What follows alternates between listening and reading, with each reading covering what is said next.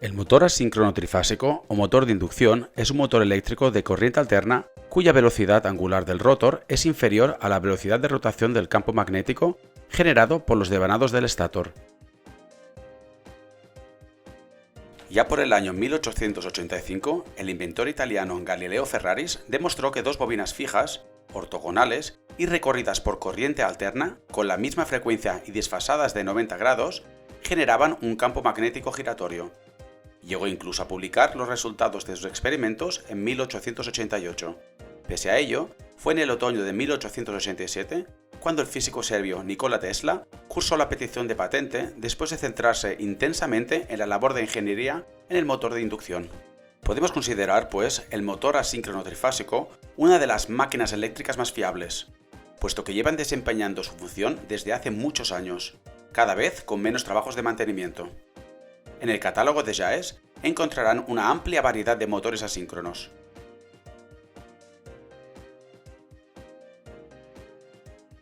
Hoy día, cerca del 90% de los motores industriales está formado por motores asíncronos. Sin embargo, intentemos ver en detalle el mecanismo de funcionamiento interno de estos motores. Son dos las partes principales que forman un motor de inducción: el estátor y el rotor. El estátor es básicamente un devanado de 3 bobinas alimentado por corriente alterna trifásica. Cada uno de los devanados pasa a través de las ranuras del estátor. Estas ranuras toman forma apilando finas láminas de acero de alta permeabilidad magnética en el interior de una estructura de acero o de rabio. La circulación de la corriente trifásica a través de estos devanados ocasiona la formación de aquello que en su día ya descubrió Galileo Ferraris en el año 1885, es decir, un campo magnético giratorio. Precisamente, este campo magnético giratorio, acrónimo del inglés RMF, Rotating Magnetic Field, es lo que causa la rotación del motor. Para lograr entender cómo se genera el campo magnético giratorio y sus propiedades, tomemos por ejemplo una versión simplificada de un devanado del estátor. Este devanado está formado por 3 bobinas, colocadas en un ángulo de 120 grados la una de la otra. Un cable largo por donde se desplaza la corriente eléctrica genera un campo magnético a su alrededor. Cuando se emplea una potencia trifásica a una distribución semejante de bobinas, se generará el campo magnético en un momento preciso, tal y como os mostramos. Como podéis observar, si seguimos las variaciones de la corriente alterna, el campo magnético adoptará distintas orientaciones y formas. Si nos ponemos a comparar estos 3 resultados, podremos constatar que parecería como si representaran la secuencia de giro de un campo magnético uniforme. Conocemos la velocidad de giro del campo magnético con el nombre de velocidad de sincronismo. Ahora, supongamos que introducimos un conductor cerrado dentro de un campo magnético giratorio. Según la ley de Faraday, como que tenemos un campo electromagnético variable en un circuito cerrado, a raíz de esto se producirá una corriente inducida en el conductor. Entonces, podemos esgrimir que el campo magnético giratorio ocasionará una corriente en el circuito cerrado. Así pues, la coyuntura que obtendremos es un anillo sujeto a corriente inducida ubicada en el campo magnético. Tal y como pudimos observar en nuestro experimento sobre la demostración de la fuerza de Lorentz, el hilo de estaño, recorrido por corriente eléctrica e inmerso dentro de un campo magnético, sufría una fuerza perpendicular al movimiento de las cargas, que lo hacían girar. También, en este caso, se producirá una fuerza electromagnética en el anillo, y entonces el rotor, que está conectado a este anillo, empezará a girar. Este mismo fenómeno tiene lugar también en el interior de un motor de inducción. En este caso, en lugar de un simple circuito cerrado, aquí se emplea un rotor de jaula de ardilla. En este caso, la corriente alterna trifásica, que pasa a través del estátor, también producirá un campo magnético giratorio. Tal y como hemos visto en el caso anterior, se inducirá corriente en las barras de la jaula de ardilla, que, al estar en cortocircuito con los anillos de los extremos, con ello permitirá la rotación del rotor.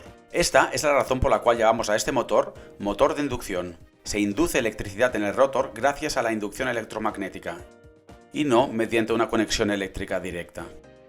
Con tal de favorecer tal inducción electromagnética, se encierran en el interior del rotor diferentes capas de lámina de hierro.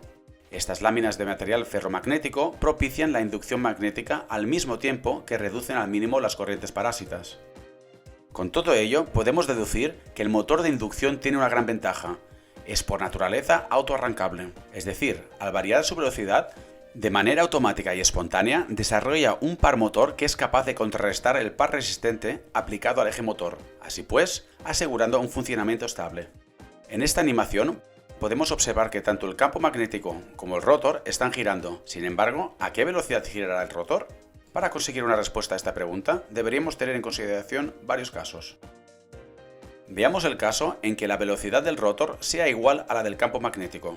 Dado que tanto el campo magnético como las láminas giran a la misma velocidad, el campo magnético no resultará jamás seccionado por las láminas y en consecuencia la fuerza de Lorentz será nula. Todo ello se traducirá en un par motor nulo en la barra del rotor y una gradual ralentización del motor. A medida que vaya más despacio, las láminas irán seccionando el campo magnético y con ello la corriente y la fuerza inducida aumentarán de nuevo. Por consiguiente, el rotor aumentará de velocidad. En resumen, el rotor no podrá jamás alcanzar la velocidad del campo magnético. Este gira a una velocidad particular ligeramente más baja a la velocidad síncrona. La diferencia entre la velocidad síncrona y la del rotor se conoce como velocidad de deslizamiento. Con todo ello, podemos entender el por qué los motores de inducción son tan frecuentes tanto en el sector industrial como en el ámbito doméstico. A su vez, podemos constatar que los motores de inducción no tienen magnetos permanentes. No tienen ni escobillas ni anillos de conmutación o sensores de posición, a diferencia de otros tipos de máquinas eléctricas. Los motores de inducción son completamente autónomos. La principal ventaja que presentan es que podemos regular fácilmente su velocidad, al controlar la frecuencia de la potencia de alimentación. Para poder explicarlo mejor, tengamos en cuenta de nuevo la versión simplificada de un devanado del estator. Ya aprendimos que el campo magnético giratorio se genera a causa de la tensión trifásica de entrada. Entonces, queda claro que la velocidad del campo magnético giratorio resulta proporcional a la frecuencia de la alimentación eléctrica. Dado que el rotor constantemente intenta alinearse al campo magnético, la velocidad del rotor también será proporcional a la frecuencia de la tensión alterna. Por lo tanto, al utilizar un convertidor de frecuencia, resultará mucho más fácil controlar la velocidad del motor de inducción. Estas mismas propiedades del motor de inducción lo hacen idóneo para ser usado en distintos sectores industriales, como por ejemplo la industria alimenticia, la química, la metalúrgica, también en instalaciones para el tratamiento de aguas o instalaciones mineras. Puede ser utilizado en sistemas de elevación como ascensores o montacargas, en sistemas de transporte como cintas transportadoras y también en coches eléctricos. Los motores de inducción disponen, de hecho, de una banda ancha de alta velocidad de funcionamiento. Es por ello que los coches eléctricos pueden marchar con transmisión de una sola velocidad. Otra característica interesante del motor de inducción es que puede funcionar como generador cuando su rotor gira de forma pasiva.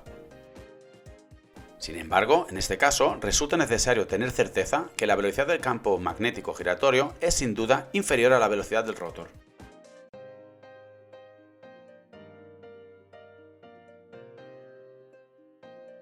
Si este vídeo te ha resultado útil, rogamos no te olvides de dejar un me gusta y un comentario. Además, agradeceríamos si se suscribiera a nuestro canal para estar siempre al corriente de nuestros futuros proyectos. Para más información, visite nuestra página jazzcompany.com. Muchas gracias.